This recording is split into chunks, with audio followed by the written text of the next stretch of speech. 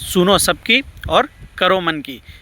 दादा लाड टेक्निक से इस प्लॉट पे कपास लगने वाली है और इसका मैं एक बेसल डोज का अलग से वीडियो बना दूंगा।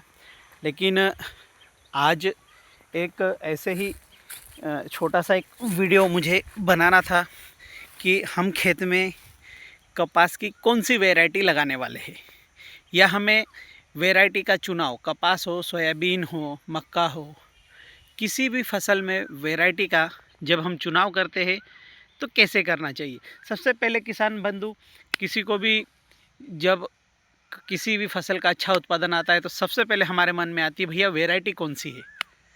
यानी नियोजन हम नहीं पूछेंगे किसी को भी, लेकिन उसको सबसे पहले पूछेंगे भैया आपने वैरायटी कौन सी लगाई। क्या सिर्फ वैरायटी से ही आपका उत्पादन नहीं बढ़ेगा। हाँ, वैरायटी महत्वपूर्ण है, लेकिन कुछ पॉइंट्स है कि आपका किसी भी फसल का व्यवस्थापन किस प्रकार से आपने किया है, वैरायटी का चुनाव कैसे किया है, उसमें खाद कैसे डाला है, खेत की तैयारी कैसे करी है, आपने दवाई कैसे दी है, प्लानिंग कैसे करा है। सब कुछ अगर आप प्लान करोगे अच्छे से तो आपका उत्पादन बढ़ेगा। सिर्फ आप अगर वैरायटी की ही बात करोगे तो निश्चित तौर पर किसी भी वैरायटी को लगाने से ही उत्पादन बढ़ जाएगा, ऐसा नहीं है। हाँ, वैरायटी भी उत्पादन बढ़ाने का एक घटक है, एक उसका पार्ट है, लेकिन वैरायटी के चुनाव करने से कुछ नहीं होता है। सिर्फ वैरायटी से ही उत्पादन नहीं बढ़ता है, उसके साथ साथ आपको टेक्निकल तरीके से, वैज्ञानिक तरीके से भी आपको खेती करना पड़ेगी, उस फसल की व्यवस्थापन आपको करना पड़ेगा। अब बात आती है, जब हम वैरायटी की बात करते हैं और जब हम बाज़ार में जाते हैं दुकान पे, तो हम घर से जाएंगे, मान लो हमको 10 पैकेट कपास के लाना है, तो हम जैसे ही दुकान पे जाते हैं तो वहाँ जाने से पहले ही हमको एक दो व्यक्ति मिल जाएगा कि भैया कौन सी वैरायटी लगा रहे हैं, ये वैरायटी हमको लगाना है। तो वो बोलता है अरे नहीं नहीं, ये वैरायटी तो मैं कोई दूसरी वैरायटी, तो मुझे इतना उत्पादन आया था पिछले साल। फिर हमारी 10 में से 5-6 वैरायटी उसमें से बदल जाती है, या कम से कम हम 2 वैरायटी बदल लेते हैं। फिर जैसे ही दुकान पे हम चढ़ेंगे, वहाँ फिर एक दो व्यक्ति और मिल जाएगा, वो बोलेगा मेरे को इसका उत्पादन ऐसा मिला था। फिर हम उस और हमारी 2 वैरायटी और हम बदल लेते हैं। फिर उसके बाद दुकानदार बोलता है 2 पैकेट ये लगा के देखो, इसका पिछले साल बहुत अच्छा उत्पादन आया था। और फिर जो हम घर से सोच के जाते हैं कुछ और हम दुकान पे जा कर के ले करके आ जाते हैं कुछ और।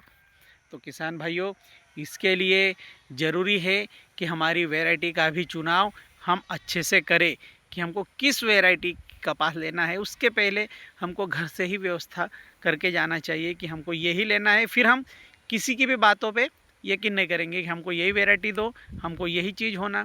और दुकानदार को भी जब आप एक बार छोड़ के 4 बार बोलोगे तो निश्चित रूप से आपकी ही बात सुनेगा और आपको जो आवश्यकता होगी वही वैरायटी या वही चीज़ देगा। हर चीज़ उसी पर डिपेंड है, दवाई हो या कोई कपास की कोई वैरायटी हो या अन्य कोई भी चीज़। जब अपन दुकान पे जाएंगे तो हमको पहले से ही उसके बारे में पूरी जानकारी लेकर के जाना है।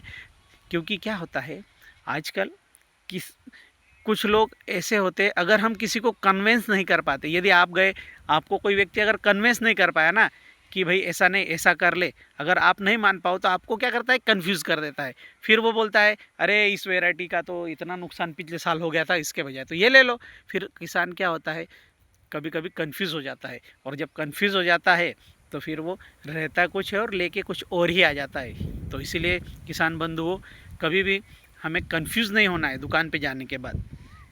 तो बस इसके लिए एक छोटा सा ये वीडियो मैंने आपके लिए बनाया था। तो आप पूरी तैयारी करके जाइए। किसी भी फसल को लगाने के पहले एक अच्छे से बिल्कुल प्रॉपर तरीके से नोट्स बनाइए कि हमको किस एरिया में कौन सी चीज़ लगाना है, कौन सी वैरायटी लगाना है, उसके लिए हमें खाद क्या लगने वाली है, हम दवाई कितने अंतराल पे कौन सी दवाई किस बीमारी के लिए कैसे करेंगे। ये अगर हम नोट्स बनाना धीरे धीरे चालू कर देंगे, क्योंकि आजकल क्या हो रहा है कि किसान भी, युवा किसान अब जुड़ रहे हैं, जो थोड़ा बहुत पढ़े लिखे हैं, होशियार है और बढ़िया तरीके से वो अपना खेती कर भी रहे हैं। तो अगर हम योजना बना के जाएंगे ना तो कोई भी हमको कंफ्यूज नहीं कर सकता। इसलिए दोस्तों, एक बात हमेशा याद रखिए कि अगर कोई व्यक्ति आपको कन्विंस नहीं कर पाता है, तो आपको कंफ्यूज करने की कोशिश करता है, तो हमको कंफ्यूज नहीं होना है। हमारे मन में जो है, हमको जो सही लगता है, हमें वही करना है। सुनो सबकी और करो मन की। तो दोस्तों इसी प्रकार अच्छी टिप्स के लिए दादा लाड़के टेक्निक से कपास का व्यवस्थापन, मिर्ची का व्यवस्थापन, उसके बाद में सोयाबीन BVF के टेक्निक से सोयाबीन का व्यवस्थापन, इस प्रकार से हम लेते रहेंगे और आपको समय समय पर इसकी पूरी जानकारी देते रहेंगे कि हमको क्या अनुभव हुए।